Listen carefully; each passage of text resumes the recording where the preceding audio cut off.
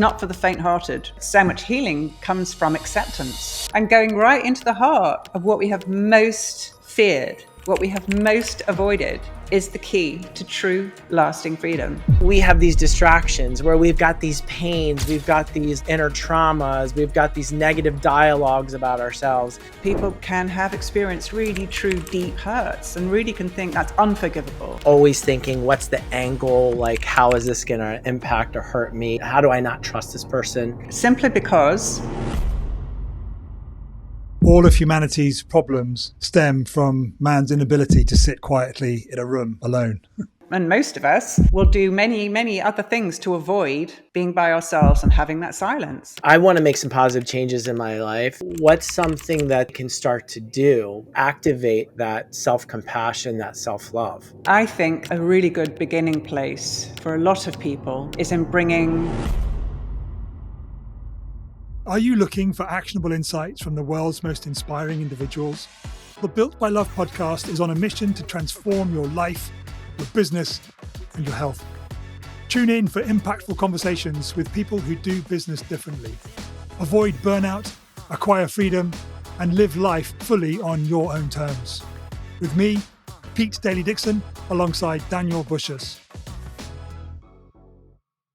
Rachel Linnett, it is an absolute pleasure to have you on our podcast, Built by Love. What we'd like to do is we'd like to start with a pivotal moment in your life, whether it was personally or professionally, that changed the trajectory of who you are and what you do. Can you open with something that you feel meets that criteria? Yeah, sure. For me, it was when I was back in my mid-30s and I ended up having a really big argument with a very good friend of mine, my best friend at the time. And it just got completely out of hand. And I got so angry towards her and was really shouting at her a lot. And it broke the friendship, no surprises. And our daughters had been really good friends. And it meant that their friendship was affected and my friends group. We all used to hang out together. So there's kind of a big explosion in my social arena. And that really was such a big turning point for me because I realized I can't go on living like this. It's not okay to have this amount of anger and fury inside of me. And at the time, I didn't have the awareness to know that it wasn't just about my friend. I didn't realize that it actually all stemmed from a very difficult childhood that I'd experienced.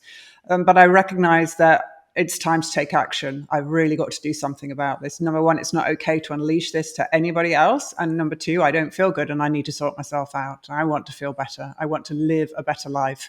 And so I think that was the massive turning point for me. Incredible.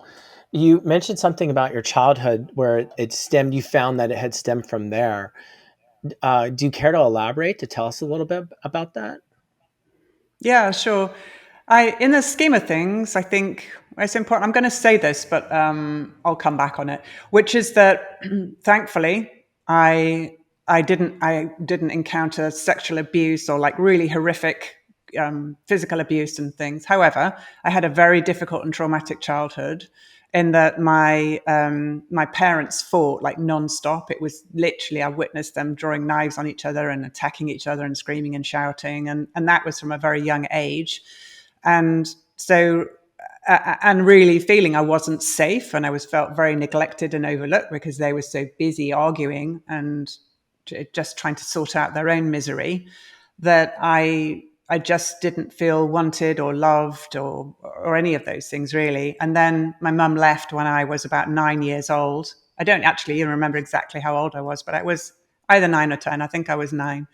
And she left and she went to live about 5 or 6 hours away. And I felt a great deal of shame about that at the time. Like my own mother was leaving, and that really hardened the belief in me that I'm unlovable, because if my own mother can leave, then I must be unlovable, was kind of what my brain was putting together. And not only did my mum leave and did I not see her very often, but she basically disappeared really from my life. We had contact, but she wasn't around for support or any of those kind of things. But my dad was a very, very stressed, very angry, very volatile person. And so not only did my mum leave, but she left me with my dad, who I did not feel safe with. And so it was always walking around on eggshells, trying to not set him off.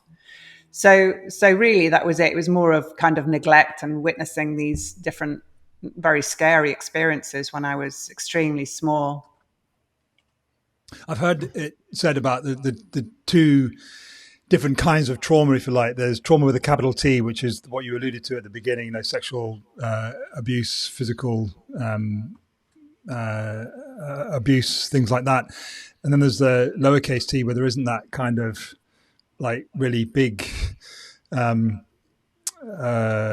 headline trauma.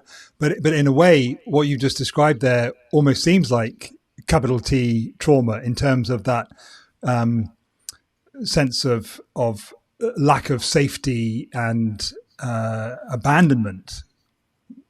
I mean, I know you can't really categorize these sort of things, but looking back, do you see it as like capital T trauma? I think I see it as like, I don't even know this is a proper term. If it's not, it should be like compounded trauma, like layers of it, like a slow drip effect, if you like, that there wasn't one big moment of like, woof, really traumatic experience. It was just the building on and on and on, and the consolidating of these really painful beliefs that I held about myself. And I think because I would look out at the world and see what I deemed as people with real problems elsewhere. We'd look at, wars and all the horrific things that can happen to people in life. I would compare that to myself and go, no, I'm fine. I just had a shit childhood. I'm all right. And I kind of toughed through the whole thing. And it wasn't until when I was in my 30s and I started to look at it in terms of what was going on inside of me and how I felt, that I actually began to appreciate that I had experienced trauma. To that point, I would be like, no, just had a really awful childhood. It's just wasn't great. I'm tough. I can put up with this. And it was through that healing journey that I began to see how the trauma had affected every single area of my life. My academic stuff and my career at the time, and all of my relationships, all of my friendships. This fear of abandonment ran through everything. Yeah. It's something that I can relate to on such a deep and personal level. And this is all about you. I just want to kind of relate to you, and we got to get back to you. But, my mother and father divorced when I was 1 year old, and he and his family, for the most part, wrote us off. I never saw my grandparents from his side. They never reached out to us, never sent like a birthday card, nothing at all. And I remember growing up to, sports. Where's your dad? Is your dad here? And to the point that I got so embarrassed and so hurt by doing that and hearing that I just told everybody he was dead. He was, in fact, still not, at the time of this recording, dead. He's much alive. But it was easier to say that and shut it down than anything else. And on my mother's side, they were very loving. My mother's an incredible woman, but her mother, my grandmother, was had mental challenges, and so would get in these talk to herself and screaming. And it took me till I was in my 40s to actually recognize that I had this same thing, this abandonment, that all through my 20s and 30s, the idea that when I was living on my own, if I was going to spend just one night by myself and not have someone around me, it was the most stressful thing in the absolute world. And it impacted my social life. Like, I would go out drinking just to be in a place with people, not to be home. Stay in relationships I shouldn't have been in, just everything. And it got to this point of all of these bad experiences piling up to, I was such an angry person in my 40s that it came to that point that I went that long before recognizing like I had to do that. So I just want to say, even though our experiences are a little bit different, it is very much relatable, and I can understand that. Sorry. Yeah. No, go ahead. Go ahead. Say, Rachel, as you were talking there, you say you don't know if this is a term, but it should be, compounded trauma. It's like what came to me, and it reminded me of a conversation I had on the Not a Straight Line podcast, which you've been on, with an Australian Air Force veteran who had PTSD, and he never experienced like a single traumatic incident. He said what it is just an accumulation of stress and stressful moments over a continued period of time, like 10 years he was in the Air Force, that the high levels of cortisol and whatever, that's what can cause PTSD. So do you think that that's maybe an element of what you experience and what you've worked through? Have you? I think so. And I think that I have a very sensitive nervous system. And I sound a bit woolly saying that, but that is also the truth, because it feels like being somebody who prided herself on being really strong and like unbreakable idea. Like, yeah, you're not going to get to me. I had a really tough heart. You know, I can cope with anything. And I never cried or any of that stuff. And to kind of realize that actually the impact that all of this of my childhood had on me was that it turns out I am extremely sensitive, and I'm very jumpy at noises, and I'm very easily kind of can get off balance if I get really stressed and things. So it feels to me like a nervous system that gets exhausted when it is forever switched on to the fight or flight response, which it was. I grew up not feeling safe, always scanning for danger. Oh, what mood's he in? Oh, what's going on? What's happening? Got to look after myself. There's no one here to look after me. I don't trust anybody.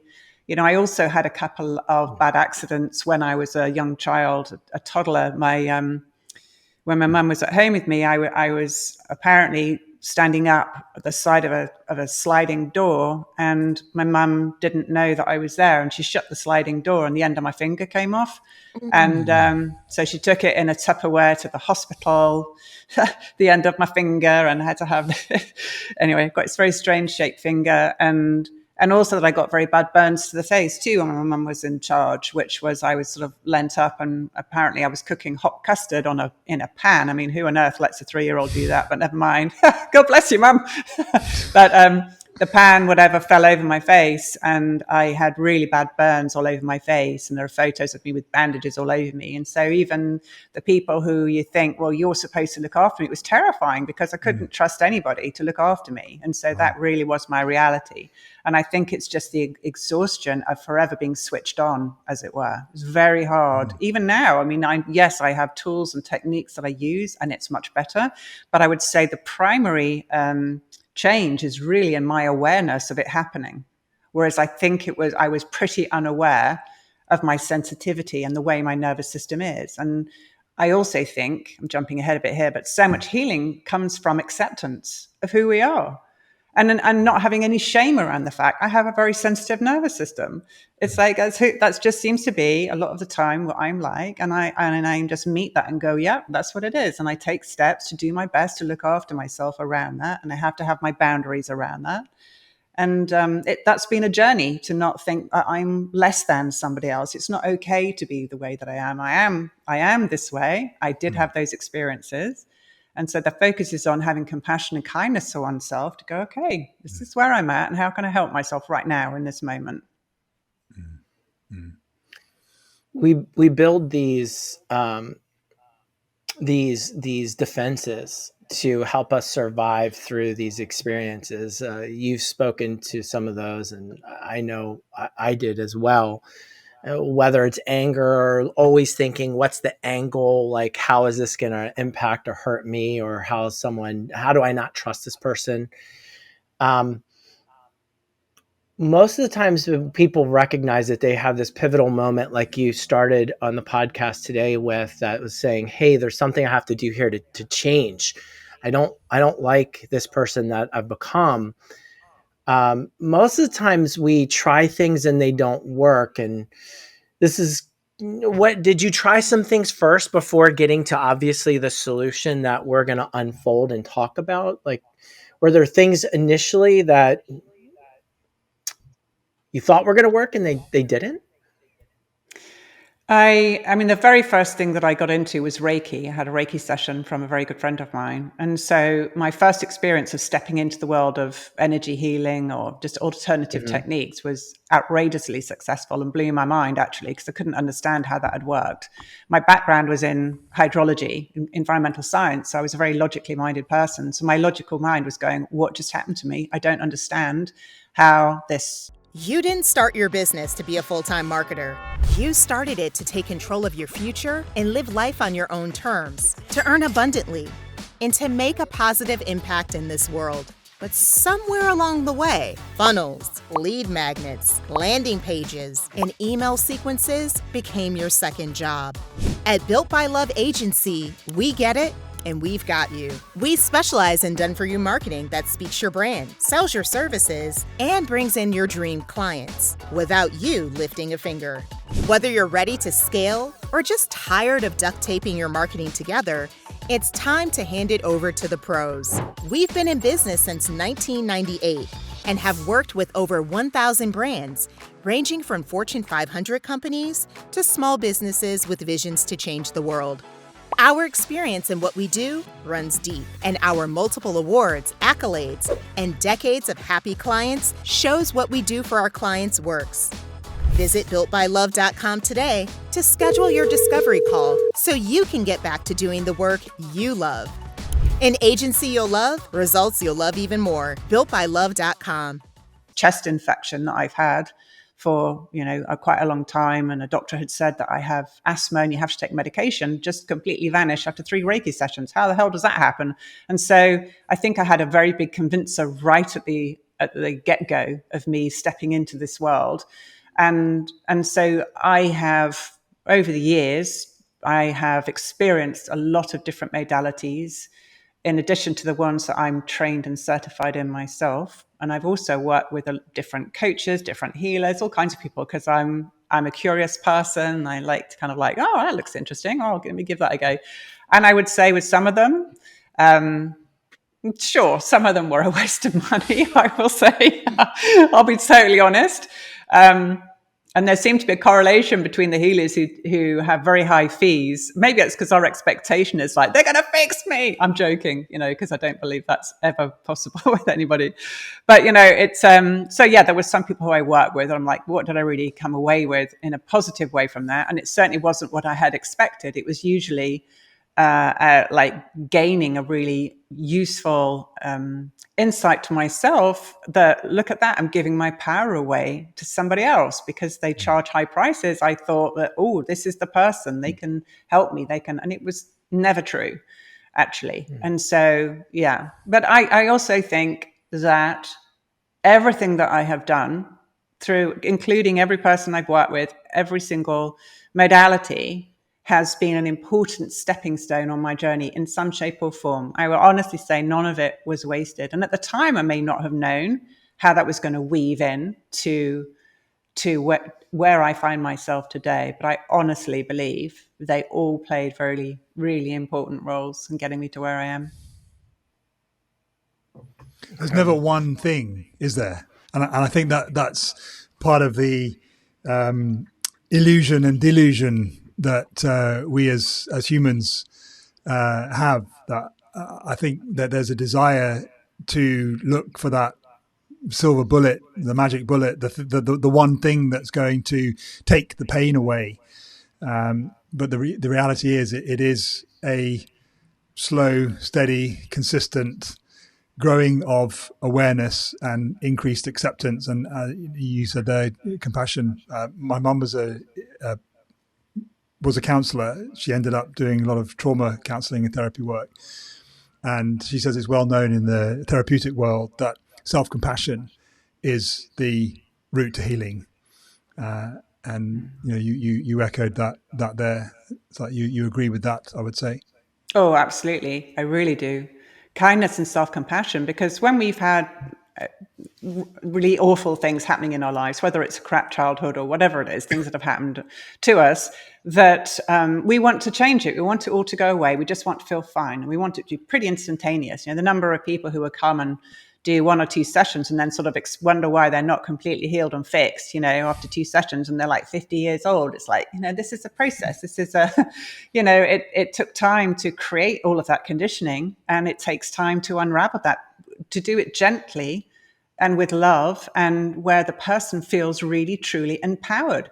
So they're not giving their power away to me either, so that they're staying in their own power and learning how to connect with their own inner wisdom and building their own self-compassion, trusting their inner guidance once they've learnt to really connect with it in an ongoing way. But I totally agree with you. Self-compassion, self-love, those things have the most potent healing powers imaginable. And I know that self-love can sound like a really cheesy thing. It's like, just love yourself. I know we're going to probably get onto that topic, and it does sound cheesy. And I think it's, but it's when we really look at I suppose the angle of which I come at it from, what is love, what is self-love, then it actually is, it's not about sort of lovely bubble baths and just saying lovely things to yourself in the mirror. It goes way, way, way, way deeper than that. And it actually takes a lot of courage to step out into the world and embrace self-love. It's not for the faint-hearted. In your book, Droplets of Love, you teach and talk about multiple modalities that have helped you and you believe will help others. Breathwork, meditation, and you're alluding to right now, kind of talking about mindset. Can we start to unpack some of those? Each of those have their respective places, right? Can we start with mindset, or do you feel there's a better order that we should start? Very interesting. I think I'm wary of stepping into that conversation too strongly, simply because we're all different. And so there is a tendency that if I start to talk about that, somebody else might be thinking, well, that's what I've got to do. This is what I need to do. So I would rather say it's really important to kind of notice, to kind of read about things, or, watch certain, do some kind of your own research and notice what is calling to you to do, because something that worked really well for me might not be a good fit for somebody else. I mean, it does come back to vibrational match. And that includes that the practitioners who you might work with, as well as those approaches. So I think there are very few that I would say, definitely this and definitely that, because when I'm working with a client one-to-one, it's very much meet this person, sense where they're at, and then it just all flows as to the best approach to be using, to be guiding that person to begin to change their lives, to let go of what's really just getting in their way, where they're getting stuck, and helping them to access their inner wisdom and use that to keep navigating through their life as they have choices to make, whether that's, they could get a really clear hit on, well, do I use this modality or do I use that modality? Shall I go and do EFT? Shall I do emotional freedom technique, or should I go and do Reiki? And in that moment, they do a check-in with their body. Their body will tell them which way to go in that moment. So I would much rather come at it from helping people to access their inner guidance and making their own decisions on things.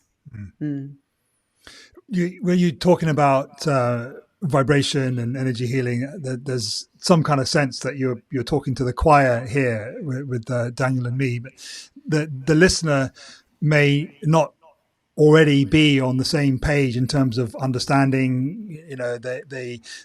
They built their business from the back bedroom to multiple £1 million turnover, and they are stressed, and they've got employee issues and customer issues and stuff. And it's like, when people come to work with you, are they already on the same page with you, or do you sometimes find yourself working with people who are not yet understanding that actually it is all vibration, and that's where the healing happens? What would you say to the listener who's not in the choir yet, shall we say? I've worked with a complete mixture of people. People who have been kind of on a healing path and have done a lot of, they know quite a lot about energy healing techniques, and other people who are really not. They come from different walks of life and they're like not heard of any of it. But because I think the process is very experiential when I'm working one-to-one with somebody, they don't need to believe anything or understand anything. I'm not saying this is what you have to believe, this is what you have to understand, this is what you do. It's literally kind of like taking a stroll with them to kind of inside of themselves, like helping them navigate through what they are experiencing, inside. And it's very hard to put it into words, as you're probably noticing. But it's, I think though, so it doesn't matter actually if one has experience in those things or not. If I go back to me with my Reiki experience, I didn't know what that was all about. This friend comes near me with her hands. I'm like, whoa, I'm seeing all these crazy colors in my mind's eye. A great big eye was closing and opening at me. I'm like, what is going on? It was very disconcerting. And I didn't have to believe in anything. All I had to do was lie down and not bolt from the table. And within 3 sessions, I walked away, and all my symptoms that had, it seemed so stubborn, and the doctor said, that's it, you've got asthma for life, completely disappeared. And so I think it's having sometimes a fresh mind is actually an advantage over somebody who's tried loads of different modalities, and they're coming in going, yeah, well, I've tried this, I've tried that. How does this work? How does this compare? Is probably in a way at a slight disadvantage over somebody coming in really fresh with a curious, open mind. Just, I have no idea, but I'm here and I'm willing to just see where this takes us. One of the things you talk about is developing a practice of self-compassion. How might our listener do that? Because a lot of what we've talked about so far, and just for the sake of whomever's listening, they might not understand some of the things you're talking about. They might not be aware of those practices. They might be hearing that for the first time. So if they're saying, okay, well, I want to make some positive changes in my life, and I'm open to hearing this, but what can I do? You're talking about acceptance, you're talking about self-love, you're talking about these things. What's something that they can start to do to internalize or activate that self-compassion, that self-love? Great question.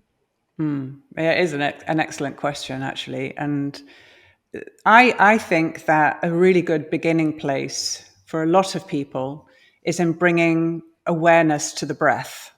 And because it's an accessible thing for everybody, really. And so when we take a moment to have a pause and go inward, meaning just take a pause and just like take your awareness inside, as if you were kind of thinking, oh, how does my leg feel today? And just taking your awareness inside and beginning to watch what your breathing is doing. And even just noticing that, it's like we begin to notice our inner environment, our inner landscape, like what's going on. Because normally we're speaking to somebody, we're checking our phone, we've got some technology going, or our thoughts are kind of racing away with us.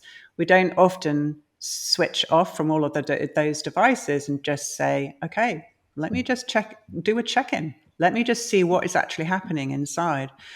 And when we do that, we might notice that it doesn't feel very good. It might be realizing, ooh, actually, I feel a bit stressed. My throat feels tight. My heart feels a bit, it's kind of like there's some tension around there, or my stomach or whatever. So I would say like the first point is really just start to build a relationship up with yourself by noticing what's happening. And when you notice that maybe something feels a bit off, it doesn't feel great, is to just direct your breathing to that place really simply. So it's like, and even if you don't, I love the breathing in for 4 and breathing out for a count of 8, just in for 4 and out for 8. I love that. But even if you're just breathing slowly into something that feels tight, maybe your shoulders are like, geez, I had no idea. My shoulders are like bloody killing me, just like, okay, go right. And just breathing in and imagine that you have this superpower and you can breathe into any part of your body.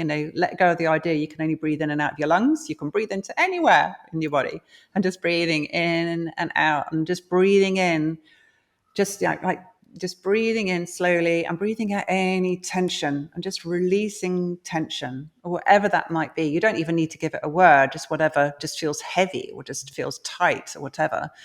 And so I would say that's a really, really brilliant way to start, is take a moment, have a pause, unplug, go inside, notice what's going on, and just say it's okay to ourselves as well. I know I'm adding quite a few more things, but with whatever you're noticing, is begin to have an inner conversation with yourself and saying like, oof, I'm noticing I'm feeling really stressed, and just saying to your inner self, it's okay.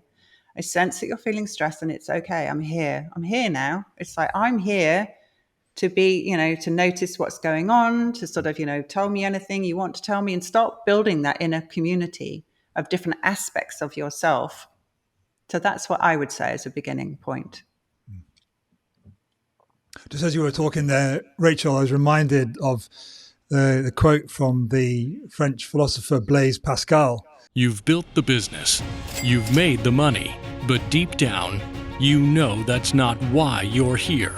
You're here to rise, to embody elite health, to deepen the love you give and receive, to lead with purpose, to leave a legacy that outlives you. Rise Tribe is where affluent entrepreneurs like you align wealth with wisdom, hustle with harmony, power with purpose. This is not another mastermind. It's a movement, an inner circle of elite, high-performing leaders who demand more from life, from love, from themselves. Curated, private, invite only. Live virtual workshops on health, wealth, and expansion. Conversations that awaken your soul. Connections that elevate you. But here's the truth. Not everyone gets in. And for a limited time, membership is complimentary. I don't know if you've heard it. He says all of humanity's problems stem from man's inability to sit quietly in a room alone. And it kind of speaks to what you were talking about there, that we were so, especially, in this day and age with the technology that you were talking about there, and kind of just caught up in the hamster wheel of life, that actually there is so much to be said for the stillness that's required to sit alone in a room with yourself. I guess in a way that's maybe why we don't do it, because we're afraid, are we, of what's there, that all of the busyness and stuff is attempting to mask like what you were doing, masking your childhood. It was only when you actually kind of faced it that's where the healing journey can really begin. I absolutely agree with you. I really do. And most of us will do many, many other things to avoid being by ourselves and having that silence, other than when we maybe wake up in the morning and just before we go to sleep. But other than that, it's like noise, stuff. And Daniel was speaking earlier about the fact that you didn't like being by yourself. You'd go out and be with your friends or whatever, having some drinks. You didn't want to be by yourself. And I would say that's true for most people. It's like, I think people fear inner demons. I think people fear the dark places inside of themselves. And, oh God, if I don't have all these distractions, God knows what's in there. And I've met a lot of people who, I felt that about myself. It's like, don't want to get in there. Thank you very much. It's like, keep that locked up, keep that little demon in the dungeon. I don't want to get into that. And so when we give ourselves this pause and we're quiet and we don't actually have to be still, I would say. You can be out walking or cycling or whatever. You can do whatever you want. But that quiet is that's where it all begins to show itself. And that can be terrifying. I really mean it. That can be absolutely terrifying to some people. And so acknowledging, fear's here, terror's here. All right, I'm going to breathe through that too.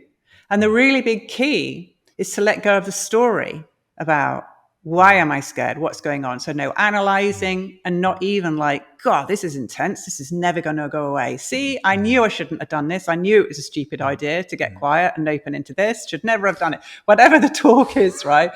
To just kind of like a cloud passing through the sky. You'll notice it. It's a thought. We're not trying to go no thoughts. That's a ridiculous idea that maybe some monks can attain some state of that. I don't know. I doubt I'm ever going to get there. But most of us have thoughts that pass through. Let them just pass. Don't attach to them. Like, okay, it's like I'm telling myself stories about this energy that I'm feeling, which is really what any emotion is. It's simply an energy.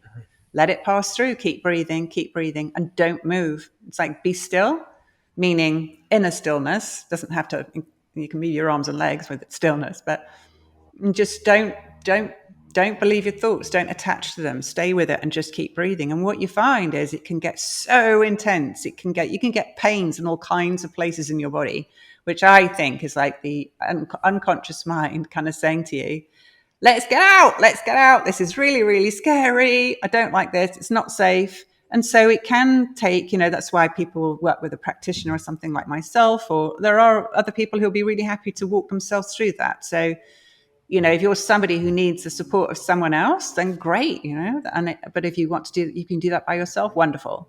But what happens is it gets really intense and then it just kind of subsides. It's just like a wave that passes through. And then there might be another wave of another emotion that passes through, just like, look at that. Don't attach to the story, just be with it. And I take it a step further and go right into the very center of that energy field of that emotion. Oh, terror is here. I'm always like, wonderful. My clients are always like, she's bonkers until they get to know me. I'm like, great, here we go. Let's go into the middle of that then, shall we? And they're like, oh my God, crazy lady, and going right into the heart of what we have most feared, what we have most avoided is the key to true lasting freedom. And the mind, everything our conscious mind wants to go, that's insane. It's not safe and it's not okay to do that. And so the whole way in which when I'm working with people in my own personal practice is to do that, to go right into the core of whatever this thing is that's appearing. It's amazing the impact that has on us, but we need to do it with kindness, with compassion, with gentleness, and without the expectation of that I'm doing this to feel better, which is really hard because we want to feel better. But we have to kind of, for this to be really effective, we have to let go of the thought that if I do this, I'm going to get that. It's like this inquiry of like, you're just inquiring, just being curious. And then that's when these big shifts can really happen. And the more we do that, it weakens the hold that emotion has on you. So say you're a very fearful person. If you keep meeting the fear, going, oh, fear's here again. Okay, here we go. Into the fear again. The more you do that, it's like it kind of releases the charge on it. And so it doesn't begin to grip you in quite the strong way that it used to, but it requires repetition as we go back to it. Isn't one magic fix of, oh, fear's never going to show up in my life again. We're human. Of course, we're all going to feel fear, and sometimes we might be running from a lion. We might have a real reason to have fear, or it's, that it's mind-based thoughts and things and projections that are creating that fear. So, that's my suggestion there.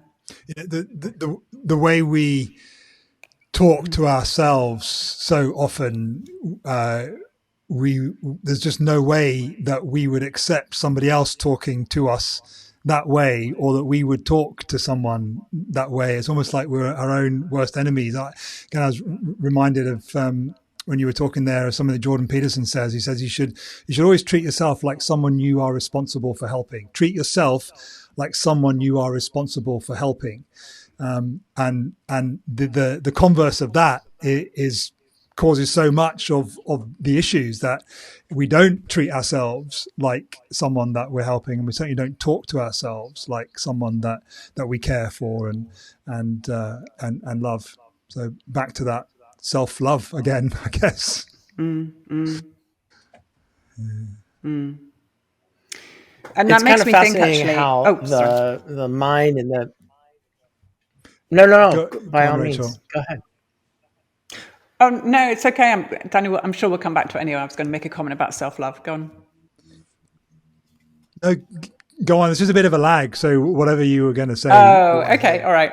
So you were just bringing up self-love again, and so I'd said earlier that I would go back on what I mean by self-love, and so that it really, for me, the act of self-love is meeting every single aspect of ourselves just as we are. So the good, the bad, and the ugly. the bits that we don't want to show to anybody, the bits we really rather love about ourselves. That's the easy part, right?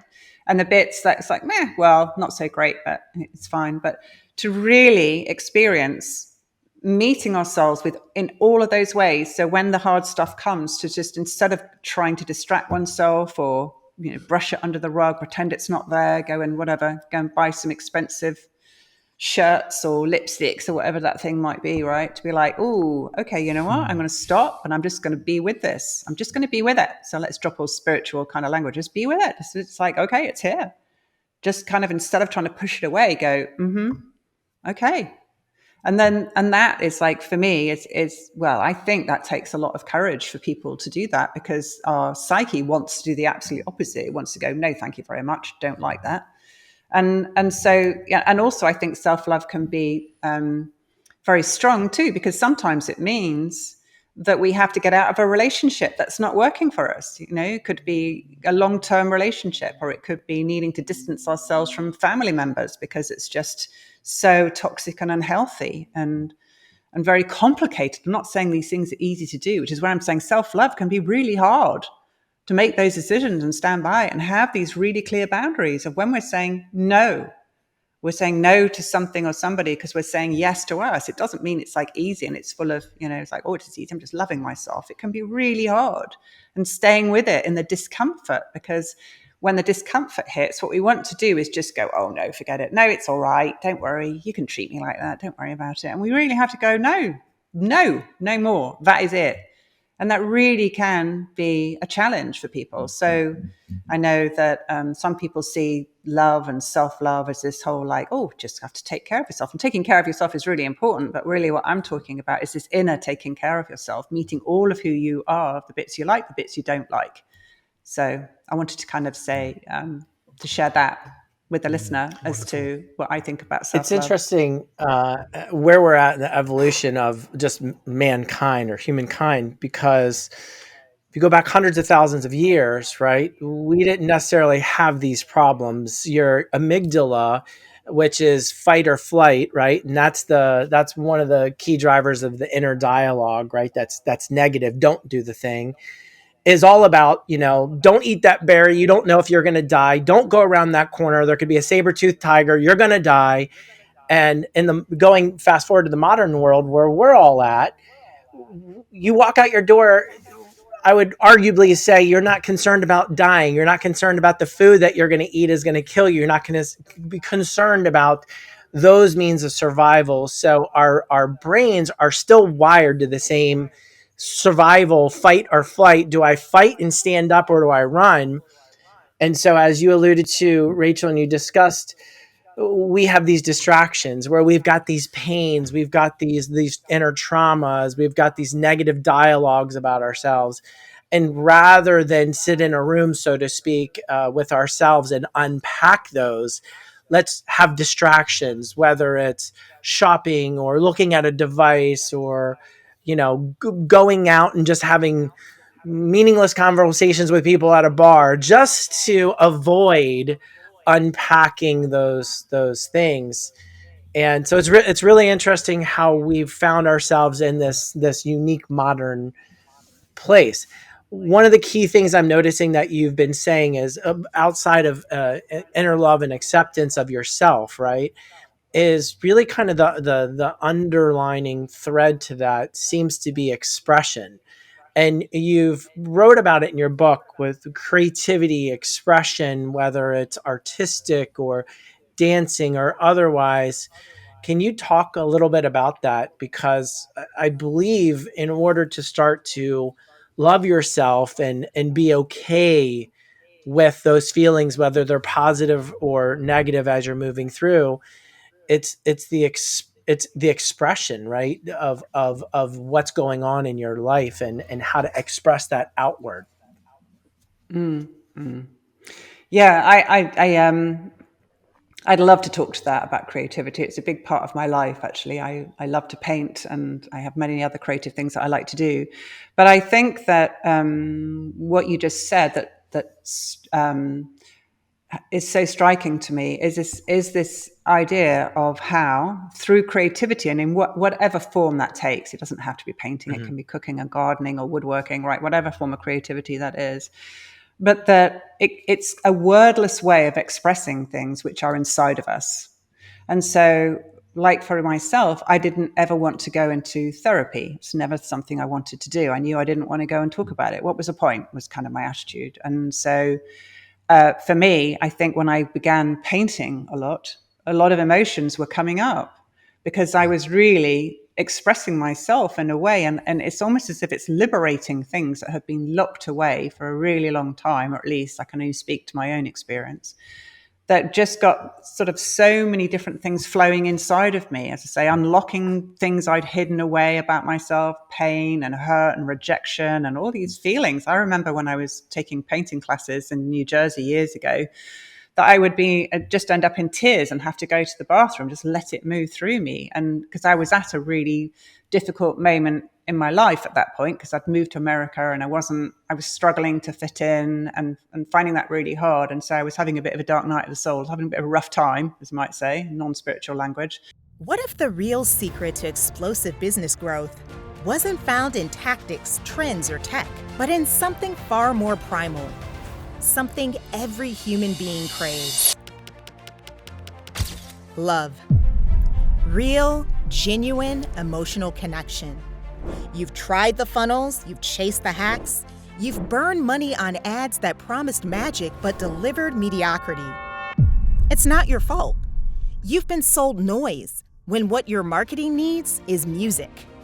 This book changes everything. Rooted in behavioral science and built on the same relationship-based marketing formulas used by billion-dollar brands, this time-tested framework doesn't just teach you how to market, it transforms the way you see your customers. You'll learn how to turn cold traffic into loyal fans, how to spark love at first scroll, and how to build an unshakable bond that makes your brand unforgettable. Because in a world drowning in gimmicks, authenticity is your unfair advantage. This isn't theory. It's the engine behind some of the fastest growing businesses in the world. And it's helped smart entrepreneurs like you build tribes, not just audiences. Agencies use it. CMOs swear by it. Buyers can't put it down. It's won multiple awards. And it's climbing the charts because real marketing that connects always wins. So stop chasing attention, start building love, and watch your business take off. Grab your copy now at Target.com, Amazon.com, Barnes & Noble retail stores, or anywhere quality books are sold. Your future customers are waiting for love. It's time to give it to them. Get your copy of Marketing Built by Love today.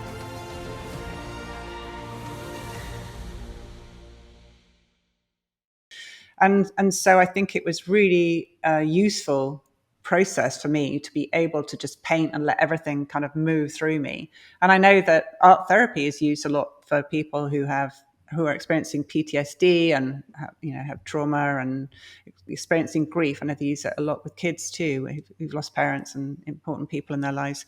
Where really, you're in control of what you're putting on the page and what colors you're using and the whole thing and how you're expressing yourself. It's like, what is this?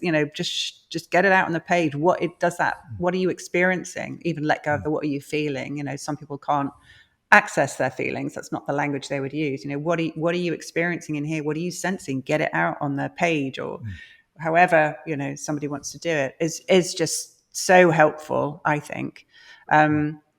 And I think also with that is a process of just accepting, like, kind of, I kind of love it when stuff comes out onto a canvas or a page, like, where did that come from? And I've really done these big things, and like, what the heck? No wonder I felt so crap. You see these like great big things. So like, all right.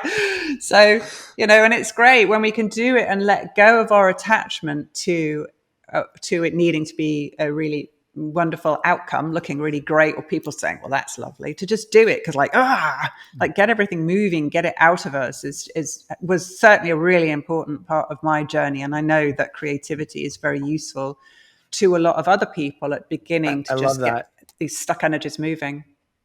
Yeah. One of the things you wrote about that was really profound for me, was how you wrote a letter of forgiveness to your father. Um, in an exercise I had done from a mentor is he said, "Hey, Daniel, you're going to write a letter to yourself about what your life's going to be like 1 year from now. And then you're going to seal it and you're going to date it and I'm going to hand it back to you 1 year from now. And then we're going to see what it was." And I did that, and it was incredibly profound of you then writing a letter and talking to yourself. And you did that for forgiving your father. And I'm in a situation where I had to go through time to really forgive my father. Can you talk about that? Because it's incredibly profound. I've done something like that, and I'd argue, without being dramatic, it's life-changing. And B, that's something that our listener can literally do today as they're listening to this. And it's one of the things you talk about in your book, of the many different modalities and different things you talk about for self-expression and love and healing. Can you talk about that more? Because it's incredible. Sure. Well, I mean, just in brief, back on that forgiveness letter, my dad died in November 22. And as I've been talking about, I had a difficult relationship with him that continued till he died, really. We never really got to a calm, harmonious place, the pair of us.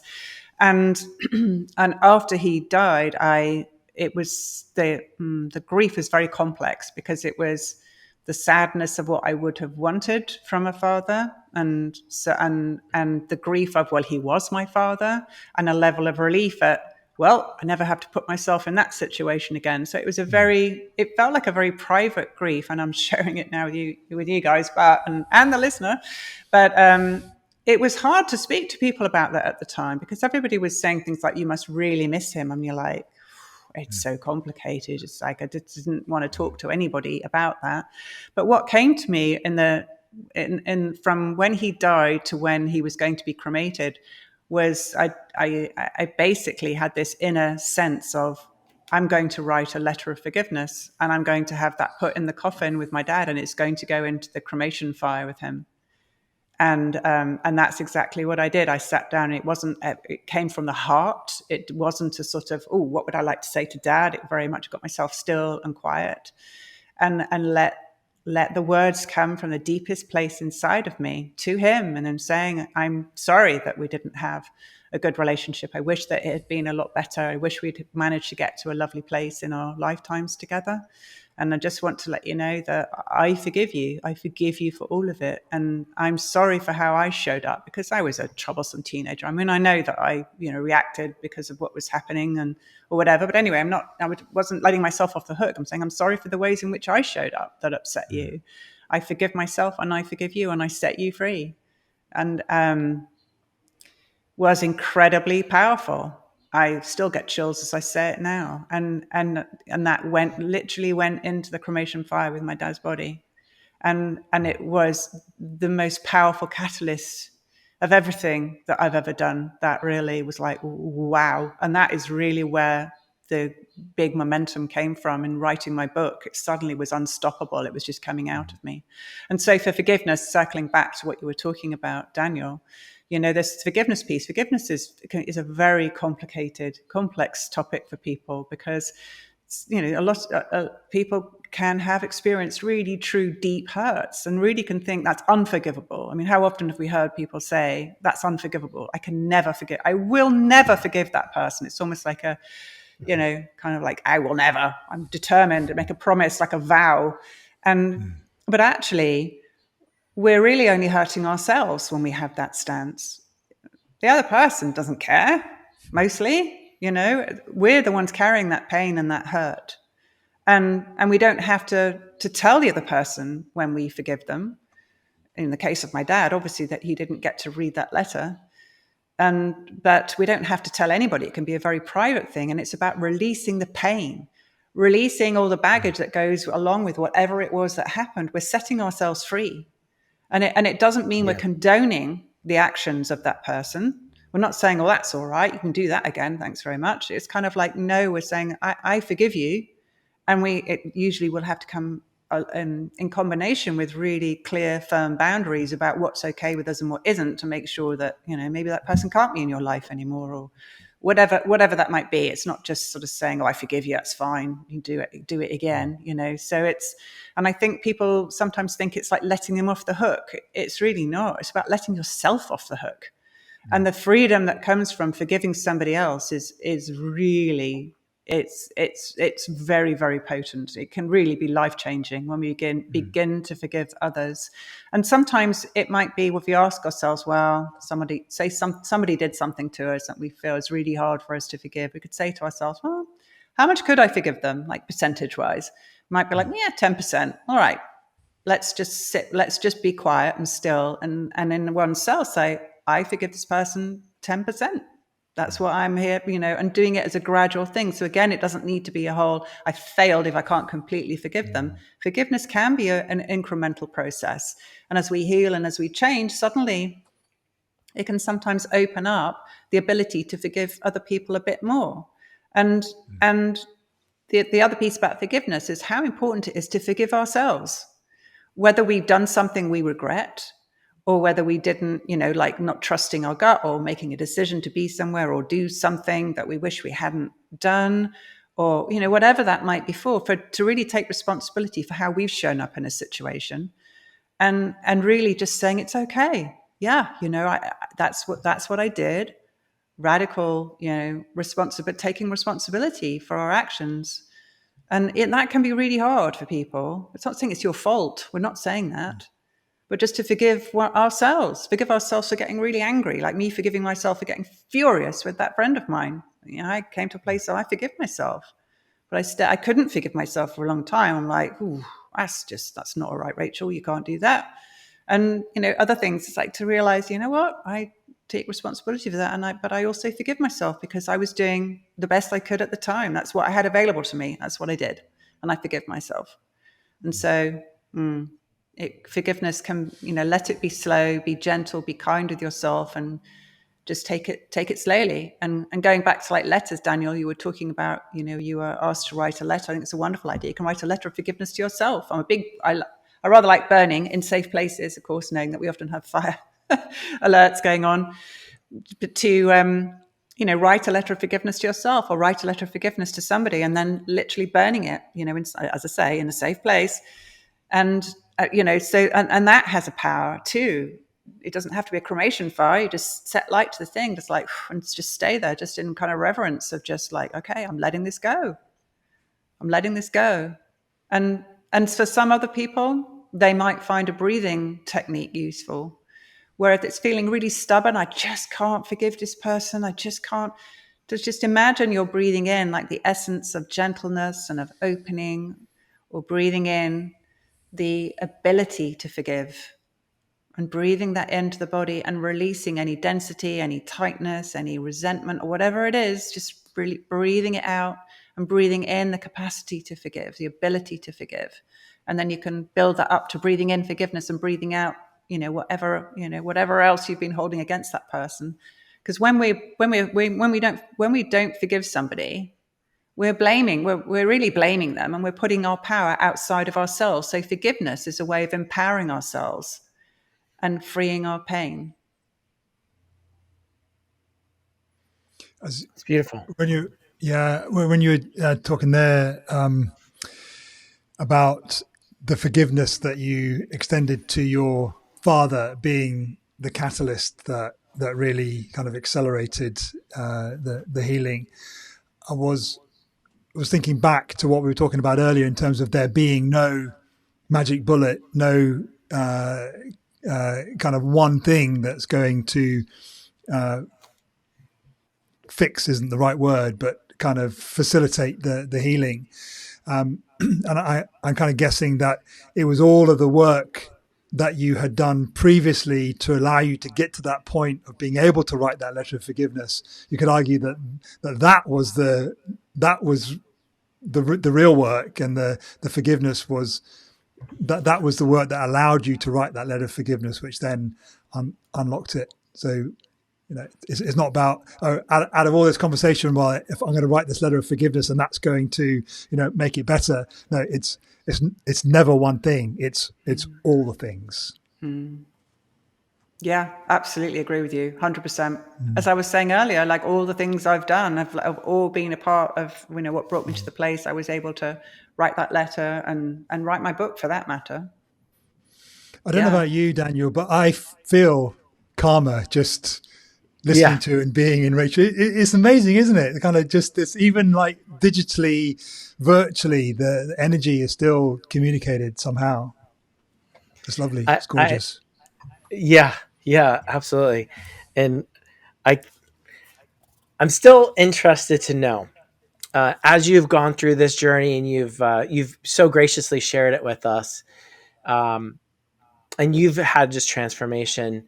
Did you ever, to close the loop on the story loop, did you ever reconnect with that friend, or have you forgiven her and forgiven yourself and moved on?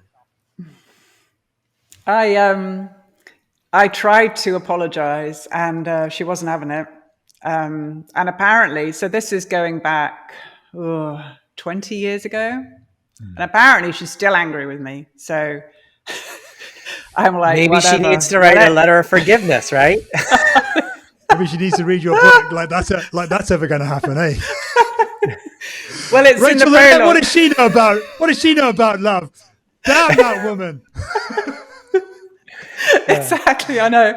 It does make me laugh, I have to say, because I'm like, wow, that's really holding a grudge. That's 20 years going strong, and that's not affecting me, sweetie. It's only yourself. And so but in all seriousness, I did make an effort to say sorry and try to explain. And we actually had a conversation, I think after I'd moved to America, but it was a very close. She wasn't interested. And so in all seriousness, that's the place where she is, and everybody has a right to be exactly as they are. There's no reason why she Yeah. should forgive me.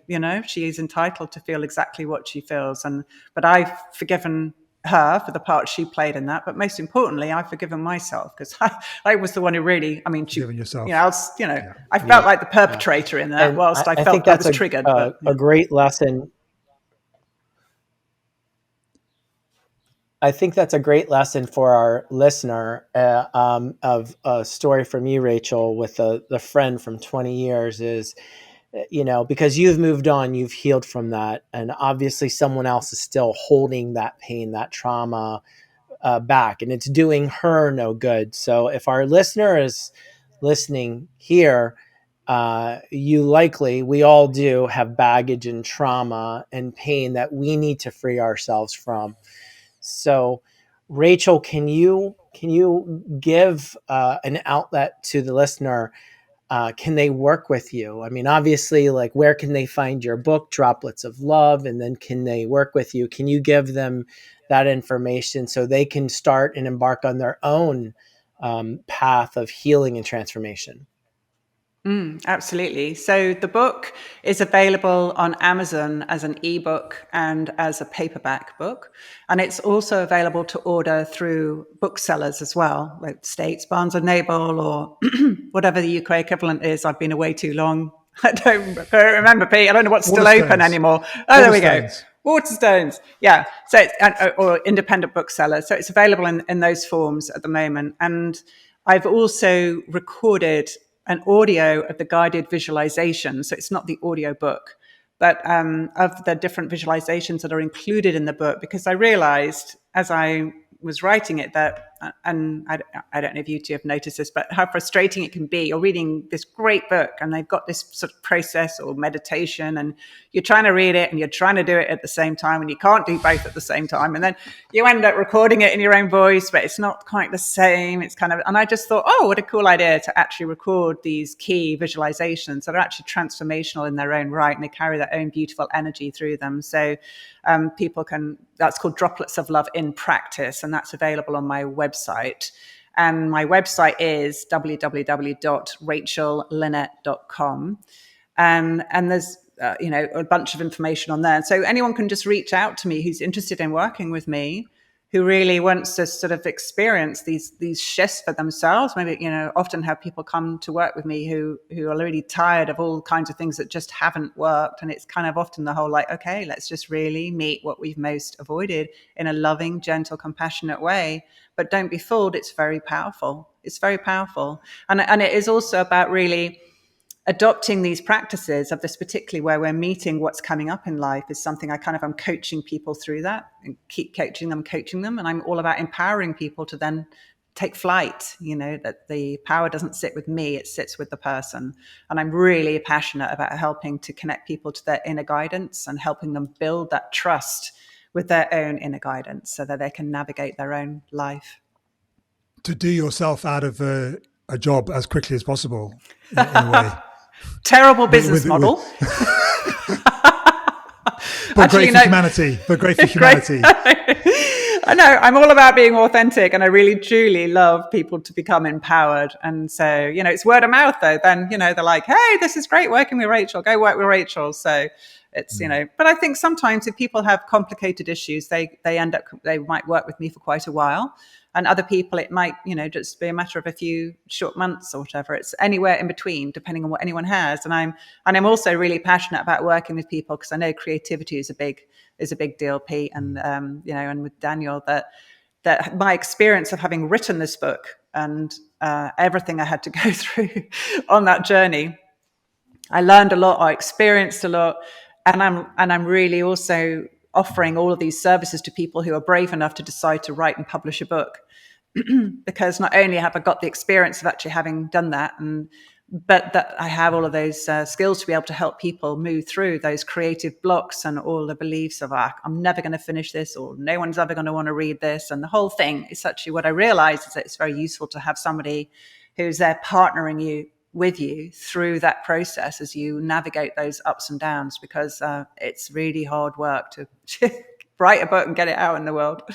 Yeah. Would you have liked Rachel in your corner, Daniel, when you were writing your book? Yes, I think behind every successful person, they have to have a mentor. They have to have someone, a voice of reason and positivity, because you're going to go through uncomfortable struggles, trials, and tribulations, and left to your own devices, it can be dark and it can be scary at times. And so we all need a Rachel in our lives. Who's your Daniel? Rachel? Who's my Rachel? Yeah. Well, actually, at the moment, it's somebody I go and see over in Rhinebeck in New York. Her name is Kelly. She's really amazing. So I see her, and I also have a coach as well, actually, who I work with as well, called Javo. So I kind of have two. One is more for physical things, because I like to take an alternative approach. And then I have my own coach because we often just can't see sometimes what is blindingly obvious to somebody else, even when we've done years and years of inner work. It's still so helpful to have somebody else like nudge you and point things out, like those uncomfortable truths of like, yeah, you got me there. Yeah, right. Okay, let's go here. Let's do this. So yeah. It's really important to me in an ongoing way, even though I've been on a healing journey for 20 years, I still have people who I work with, because it's important I keep myself clear for my clients, because it's so important that you're working through the stuff that's coming up so that you can really be fully present to those people who are spending their time with you. Yeah. Really reassuring for the listener as well. I'm sure that you are practicing what you preach. You're walking the talk. Yeah. Amazing. Rachel, it's been an absolute pleasure. Thank you so much for being on this podcast. Can I just ask one last question, Daniel? Sorry to cut across you. It's the question that one of our previous guests told us about. Rachel, is there any question that we haven't asked you about your journey, about anything really that you feel would be appropriate on a podcast called Built by Love? What have we not asked you, to the listener's detriment, that you've got an opportunity to speak to now? That is a good question. I'll try and give a shortish answer. I don't know how much time we have, but I think that would be that we didn't get onto the topic of perhaps beginning to access your inner wisdom and like a really kind of simple way in which we can do that. And so it's literally it's like thinking of a scenario of something you really, we'll start with the don't like, because then we'll move to the like. It's nice to end with the like, right? A situation of something you're like, oh, that wasn't very nice. But rather than going on a scale to something horrific or traumatic, we won't go there. Like on a scale of 0 to 10, say a 5, like a 6, right? And just, really imagine that. And, some people say, I don't see images, just like get in the whole, like, what can you see, hear, feel, or just remembering that in the body and remembering that. And then take your attention inside and notice what's going on. So for an experience that you didn't like, it did not feel good, you'll notice that there'll be physical sensations going on, or there'll be things happening. You're like, it's like your body gives you signals of what it doesn't like. This is my signal, my whole series of signals, but don't like this very much. And so kind of make a note of what those things are. And then do a clear the screen. Can you smell popcorn? As one of my old teachers used to say. I don't know why, but that does work. It's quite a good pattern interrupt. But anyway, and so then like, okay, now something I love, something I really, really, really like and love, and go for a 10. Why not on this one? Something that feels super good. And then notice, well, what's happening? What are the signals my body's giving me now? How does my body communicate to me? Oh, this is nice, like this very much. And then make a note of what they are. And so then when you have a choice, or you're thinking about, should I do this? Should I do that? Or how do I really feel about this? And for a hardcore people pleaser, well, I'd say I'm a recovering people pleaser, but was a hardcore people pleaser. It can be very hard for me to access, well, how do I feel about this? Because I tend to be swept along, usually by my husband, by his great ideas or something. And it's only about a week later I go, hang on a minute, do I actually want to do this? So, to kind of check in, take a moment to go, you know what, I'm going to check inside. As I imagine this thing, or, then what signals is my body giving me? What's it saying to me? Is this like a yes? Is this like a no, thank you very much? And to begin to trust that and act on it, which can be a bit scary at first. So don't start with the big stuff, right? We're not talking about, do I buy this house or that house? I mean, I have done that. I mean, I'm quite advanced at this technique now, but for the beginner, don't do that. Start with something small.